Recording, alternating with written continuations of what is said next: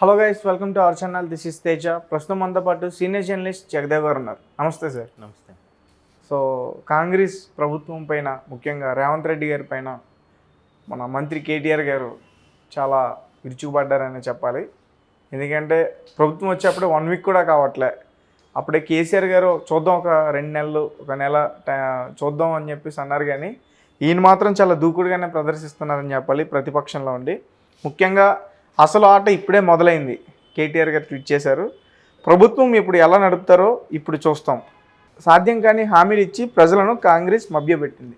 So దాని గురించి ఏం చెప్తారు? సాధ్యం కాని హామీలను అప్పుడే ఎలా చెప్పగలుగుతారు? అంటే మేబీ ఈ బస్సులకు సంబంధించి అయి ఉంటుంది. మహిళలకు ఉచితం అవడం వల్ల ఆటో వాళ్ళు కొంత ఇబ్బంది పడుతున్నారనే నేపథ్యంలో వాళ్ళకి నష్టం కలగడం అనేది అప్పుడే ఇప్పుడు ప్రతిదానికి కూడా ఒక నాయకుడు కానీ లేదంటే ఒక లీడర్ అనేవాడు అందరినీ సాటిస్ఫై చేయలేడు, అందరినీ ఒప్పించలేడండి. కొంతమందినే సాటిస్ఫై చేయగలుగుతారు. ఇప్పుడు ఇదే మహిళలకి రిజర్వేషన్ ఇబ్బందిగా ఉంది అని అన్నారనుకోండి, అసలు ఫస్ట్ దాంట్లో కూడా మెల్లమెల్లగా దిగిన తర్వాత అమెండ్మెంట్స్ వస్తాయి. ఫస్ట్ ఉచితం అంటారు, తర్వాత ఏమంటారు, కేవలం ఆధార్ కార్డు ఉన్న వాళ్ళకే ఇస్తామంటారు. ఆ తర్వాత ఏమంటారు, అదే ఆధార్ కార్డు తెలంగాణ అడ్రస్తో ఉంటే వాళ్ళకే ఉచితం అని అంటారు కదా. ఆ తర్వాత ఇంకేమంటారు, ఈ పల్లి వెలుగు నార్మల్ వరకు ఓకే కానీ ఎక్స్ప్రెస్లు అవి వర్తించు అంటారు. ఇంకా డీప్కి వెళ్తే ఇంకా రకరకాల ఒక్కొక్కటి అమెండ్మెంట్ చేసుకుని వెళ్తే వస్తుంది. మీరు అన్నట్టు 1 వీక్ కూడా కాలేదు, అప్పుడే ఎలా నడుపుతారు చూద్దాం అనేది కరెక్ట్ కాదు. ఎందుకంటే ఒకవైపు తండ్రికి మీరు ఇదే రేవంత్ రెడ్డి గారిని మీరు అరెస్ట్ చేయిస్తే కూతురు పెళ్ళిని కూడా చూడకుండా, ఇప్పుడు మీ తండ్రికి బాగాలేదని చెప్పి ఆయన హాస్పిటల్కి వచ్చి పరామర్శించారు కదా, మీరు ముళ్ళుతో కూర్చుని ఆయన వచ్చి పువ్వుతో కూర్చాడు కదా, అప్పుడే ఎందుకు ముళ్ళుతో కూర్చొని స్టార్ట్ చేస్తున్నారు? ఆగండి, కొద్ది రోజులు ఆగండి. లేదంటే ఇవన్నీ నోట్ చేసి పెట్టుకొని వరుసగా ఒకేసారి దుమ్ము దులిపేయండి. నెక్స్ట్, ఓకే, కాంగ్రెస్ ప్రభుత్వంలో ఏనాడు పొద్దు మీద చర్చ జరగలేదు. ప్రతి ఏడాది పిఎస్సి కాగ్ రిపోర్ట్స్ ఇస్తున్నాం, ప్రతి ఏటా ఆడిట్ లెక్కలు తీస్తున్నాం, లెక్కలు వేసుకుని హామీలు ఇస్తారా? అంటే వీళ్ళు తీస్తున్నారనే వాళ్ళు తీశారనే ఈయన ఉద్దేశం? వీళ్ళు తీస్తున్నారని.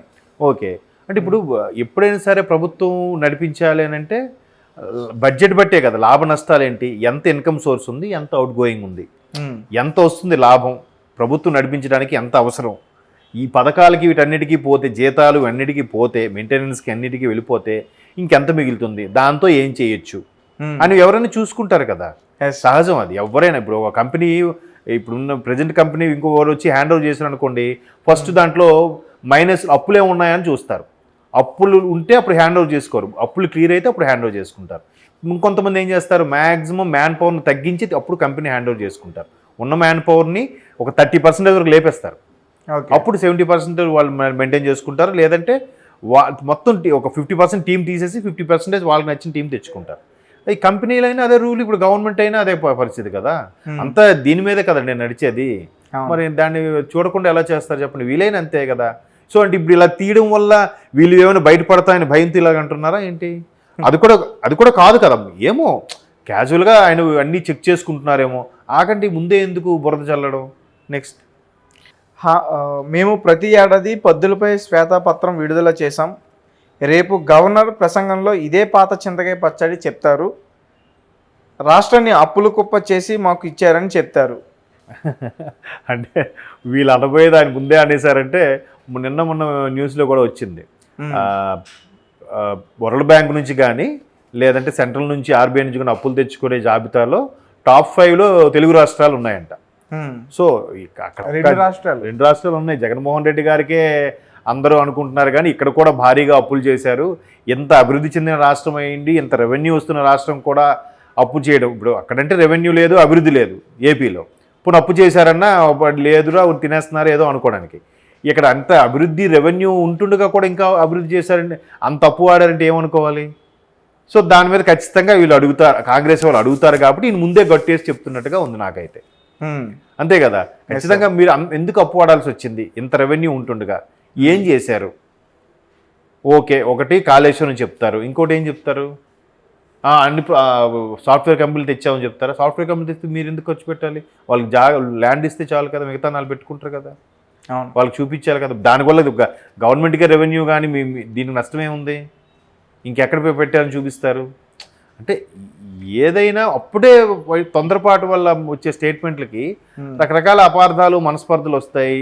దానివల్ల అసెంబ్లీ సజావుగా సాగదు, వాకౌట్ చేయడాలు, ఆ తర్వాత సస్పెండ్ చేయడాలు ఇవన్నీ అవుతాయి. ఎవరు పోరాడినా ఎవరు మాట్లాడినా ప్రజల కోసమే. వాళ్ళు ఏమంటారు, ప్రజలకు న్యాయం చేయాలి కాబట్టి ప్రతిపక్షంగా ఉన్న మేము తగ్గేదేలే అంటారు. అసలు ప్రభుత్వమే మాదిరా మేము చూసుకుంటాం ప్రజలకి, మీకెందుకు ఆ బాధ అని వీళ్ళు అంటారు. వీళ్ళు కూడా తగ్గేదేలే అంటారు. ఎవరిది కరెక్ట్ చెప్పండి? ఎవరి వెర్షన్ వాళ్ళు కరెక్ట్. ఇప్పుడు అలా ప్రభుత్వం నడిపించాలంటే కొంచెం అప్పుల పాలైన ప్రభుత్వం నడిపించాలని కూడా కత్తి మీద సామేగా. సో అప్పుడే ఎందుకు ఆ స్టేట్మెంట్లు? నెక్స్ట్, ఓ ఎమ్మెల్యే మా నియోజకవర్గంలో 45,000 ఉద్యోగాలు ఇస్తామని చెప్తున్నాడు. ఎలా ఇస్తారంటే ఇస్తామని చెప్తున్నాడు, ఇచ్చిన హామీలు చాలా ఉన్నాయి. అంటే ఇప్పుడు ఫర్ ఎగ్జాంపుల్ అవుట్కట్ నార్సింగ్ అలాంటి ఏరియాలు ఉన్నాయనుకోండి, అక్కడ ఆటోమేటిక్గా ఒక కంపెనీ పెద్ద ప్రాజెక్టు 2 ప్రాజెక్టులు వచ్చాయనుకోండి, వాళ్ళందరికీ లోకల్గా ఉన్న వాళ్ళకి ఉద్యోగాలు దొరికినట్టేగా. 45,000 ఉద్యోగాలు అయిపోయినట్టేగా. ఒకేసారి 2-3 ప్రాజెక్టులు పెద్దవి తగిలితే ప్రత్యక్షంగా పరోక్షంగా house keeping, boys, maintenance, security, బయట ఛాయ్ బండి, వీళ్ళందరూ కూడా లబ్ధి పొందుతున్నట్లేగా. అంటే పాజిటివ్గా మాట్లాడితే. నెగిటివ్గా మాట్లాడితే ఒక మండల స్థాయి రూరల్ ఏరియాలో 45,000 ఉద్యోగాలు ఎలా ఇస్తాడు? ఇవ్వలేదు. బట్ ఎన్నికల హామీలు ప్రజలు ఓటేసి గెలిపించుకోవడానికి ప్రతి ఒక్కరు ఏదో ఒకటి చెప్తూనే ఉంటారండి. వీళ్ళు చెప్పలేదా? ఎవరు తోచింది వాళ్ళు చెప్తారు, ఎవరికి నచ్చింది వాళ్ళు మాట్లాడతారు కదా.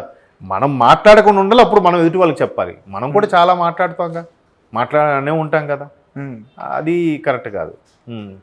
ప్రభుత్వంలో ఉన్నప్పుడు ఆ బరువు వాళ్లకు తెలియాలి. 2 లక్షల రుణమాఫీ అధికారంలోకి వచ్చి 2 రోజుల్లోనే చేస్తానన్న రాహుల్ గాంధీ హామీ ఏమైంది?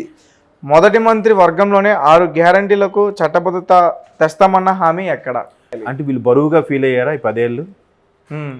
అంతే కదా. ప్రభుత్వం నడిపించడం భారంగా ఫీల్ అయ్యారంటే చాలా కష్టంగా నడిపించినట్టే అర్థం. అంటే లేదు, బరువు తెలియాలంటే మేము ఎంత కష్టపడి ఎంత డెవలప్ చేసాము కాబట్టి ఆ పెయిన్ తెలియాలనే ఉద్దేశంలో అయితే పర్వాలేదు, తప్పులేదు. లేదు, బరువు తెలియాలని అంటే అది ప్రజలకి సేవగా ఫీల్ అవ్వాలి, కానీ ప్రజలకి అది చేయాలి కదా, ఇంత కష్టంగా ఉంది కదా అని ఫీల్ అయితే అట్లా దాన్ని ఎలా తీసుకోవాలి? సో దాన్ని కూడా కాంగ్రెస్ వాళ్ళు వెంటనే బరువు అంటే మీరు ఒకప్పుడు బరువుగా ఫీల్ అయ్యారా అంటే మీరు కష్టపడి ఇష్టపడకుండా కష్టపడి పనిచేశారా, ఇష్టపడి సేవ చేయలేదా ప్రజలకి, ఇలా అడుగుతారు. అప్పుడేమవుద్ది, మాట వాగ్వాదం పెరుగుతుంది. సో రాహుల్ గాంధీ కూడా ఇచ్చారు అంటున్నారు, చూద్దాం ఒక్కొక్కటి 1 by 1. ఇప్పుడు మీరు ప్రతిపక్షం ఉన్నదే అందుకు కదా. ప్రతిపక్షం ఇలాంటి గట్టి ప్రతిపక్షం ఉంటే బెనిఫిట్ ఏంటంటే, నేను చెప్పాను కదా, మంచి ప్రతిపక్షం ఉంది. ఎందుకంటే 1/3 ఎమ్మెల్యేలు ఉన్నారు 120లో 119లో.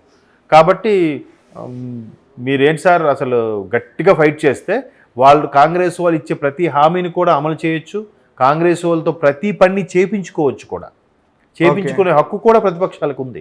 సో మంచి ప్రతిపక్షం ఉండడం అల్టిమేట్గా ప్రజలు బాగుపడతారు. ఓకే కదా, అదే కదా మనకు కావాల్సిందే.